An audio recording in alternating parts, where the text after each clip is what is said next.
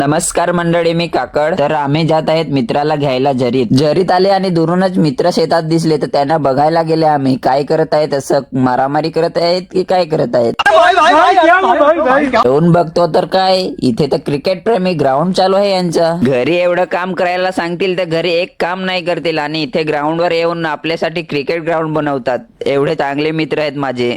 लहान बाबू पण आलेला गवत काढायला, त्यांना दाखवतो इथे तर गवत काढा. मी त्यांच्याकडे खूप दिवसातून गेला होता म्हणून माझ्यासाठी त्यांनी थंडा न्यायला पाठवलं म्हणजे मलाच पाठवलं. तर मी आला थंडा घ्यायला. थंडा पिऊन झाला आणि आम्ही निघाले भामटाईगिरी करायला. आम्ही आले हायवेला आला म्हणजे माझी जाम फाटते म्हणून मी आरामात हळूहळू बाजूला घेऊन जातो. नंतर आम्ही आले कोचाई रोडला. आम्ही आले या लोकेशनवर रील शूट करायला. या लोकेशनचे नाव काय ते कोचाईवाले मुलांना माहित असेल नक्की सांगा मला.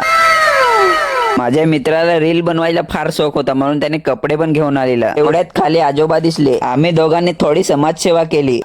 स्वच्छ भारत का इरादा कर लिया हमने, देश से अपने ये वादा कर लिया हमने.